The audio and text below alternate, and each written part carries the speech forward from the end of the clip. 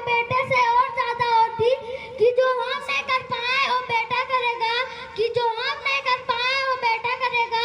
तो ये पैदा होते हैं, डाल दिया जाता है हमारे कंधों पर बोझ अपने सपनों का। मैं वो हूँ जो अपनों में रहकर भी मुस्ताद हूँ अपनों का। फेंक दिए खिलौने बचपन में ही और सालों किताबों में पढ़ा रहा।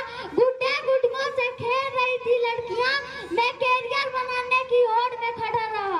गुड्डियों से खेल रही थी लड़कियां, मैं कैरियर बनाने की होड़ में खड़ा रहा।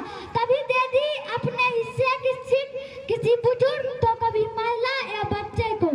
थक्कर में भी दूर था पर अड़ा रहा, इसी तरह कभी बस तो कभी ट्रेन में बस खड़ा रहा। कि दिन ढले बिना सवेरा नहीं होता, दृढ़ संकल्प कभी अधूरा नहीं होता। कि दिन ढले बिना सवेरा नहीं होता, दृढ़ संकल्प कभी अधूरा नहीं होता। और जब जब कुछ कर दिखाने का तो जिंदगी में कभी अंधेरा नहीं होता। हमारे जीवन में अच्छे संस्कार, अच्छी शिक्षा, अच्छी संगति, अगर ये तीनों मिले तो जिंदगी निखर जाती है। हमारे जीवन में अच्छे संस्कार, अच्छी शिक्षा, अच्छी संगति, अगर ये तीनों मिले तो जिंदगी निखर जाती है वरना ही बिखर जाती है।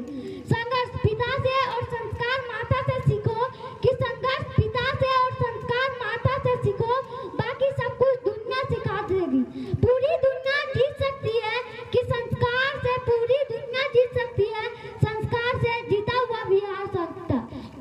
अहंकार ये तो ऐसे मूल मंत्र है जो इतना सफल बनाता, इतना संबल बनाता, जो किसी के सामने झुकना नहीं पड़ता।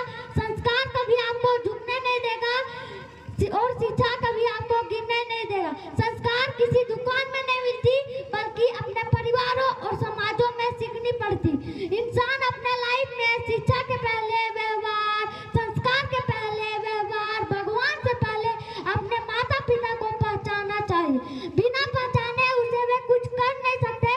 इतनी कठिनाइयां है कि उसकी लाइफ में पूछना ही नहीं। संस्कार और अहंकार में फर्क क्या है? संस्कार खुद झुककर खुश होता और अहंकार दूसरों को झुकाकर खुश होता। संस्कार सभी झुक खुश होता।